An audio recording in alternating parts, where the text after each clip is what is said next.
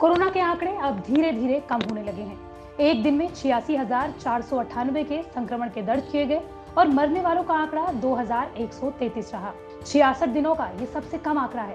साथ ही positivity rate भी 4% के करीब रही, जो लगातार 15वें दिन 10% से नीचे है। हालांकि कोरोना अभी गया नहीं है और इसकी दूसरी लहर में हमें ये अच्छे से बता दिया है। कोरोना के बदलते रूपों में एक नया रूप मिला है जो ज्यादा खतरनाक और जानलेवा साबित हो सकता है। दरअसल नेशनल इंस्टीट्यूट ऑफ वायरोलॉजी यानी कि NIV ने कोरोना के नए वेरिएंट B.1.1.28.2 का पता लगाया है। ये वेरिएंट ब्रिटेन और ब्राजील से आए लोगों में मिला है। ये नया वेरिएंट संक्रमित लोगों में कोरोना के गंभीर लक्षण को पैदा करता है। NIV ने पैथोजेनेसिटी की जांच करते हुए ये बताया है कि ये वेरिएंट गंभीर रूप से बीमार करता है।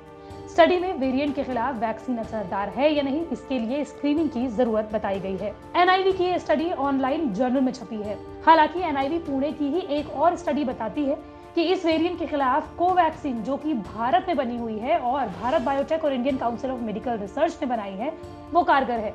स्टडी में बताया गया है कि कोवैक्सीन की 2 डोज कोरोना के इस वेरिएंट के प्रभाव को कम कर सकने में कारगर रहा है। स्टडी के मुताबिक वैक्सीन की 2 डोज से जो एंटीबॉडीज बनती हैं, वो इस वेरिएंट को न्यूट्रलाइज यानी कि निष्प्रभावी करने में सक्षम रही हैं। कोरोना के इन नए वेरिएंट की स्टडी सीरियाई चूहों पर की गई। वेरिएंट ने संक्रमित सीरियाई चूहों पर कई प्रतिकूल प्रभाव दिखाए। इसमें वजन कम होना, श्वसन तंत्र में वायरस की कॉपी बनाना, फेफड़ों में घाव होना और उनमें भारी नुकसान देखा गया। स्टडी में कोरोना के जीनोम सर्विलांस की जरूरत पर जोर दिया गया ताकि इम्यून सिस्टम से बच निकलने वाले वेरिएंट्स को लेकर तैयारी की जा सके और इसे मार सकने में रिसर्च की जा सके। दरअसल जीनोम सीक्वेंसिंग लैब ऐसे म्यूटेंट्स का पता लगा रही है जो बीमारी के संक्रमण में योगदान दे रहे हैं। अभी इंडियन SARS-CoV-2 जीनोम सीक्वेंसिंग कंसोर्शिया के तहत 10 राष्ट्रीय लैब ने करीब 30,000 सैंपल सीक्वेंस किए हैं। सरकार जीनोम सीक्वेंसिंग को बढ़ावा देना चाहती है और कंसोर्टियम में 18 और लैब्स हाल ही में जोड़ी गई हैं। पिछले दिनों INSA, COG और national centre for disease control ने वैज्ञानिकों की रिसर्च में सामने आया था।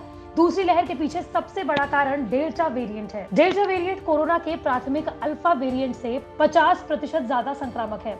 डेल्टा वेरिएंट सभी राज्यों में मिला है, मगर इसने सबसे ज्यादा तबाही दिल्ली, आंध्र प्रदेश, गुजरात, महाराष्ट्र, तेलंगाना और ओडिशा में मचाई है। इसलिए अगर आपने वैक्सीन नहीं लगाई है तो आपको संभल कर रहने की जरूरत है। आपको फेस मास्क लगाए रखना है, सोशल डिस्टेंसिंग का पालन करना है, यानी कि दूरी आपके लिए जरूरी है, और अपने हाथ बार बार धुलते रहना है।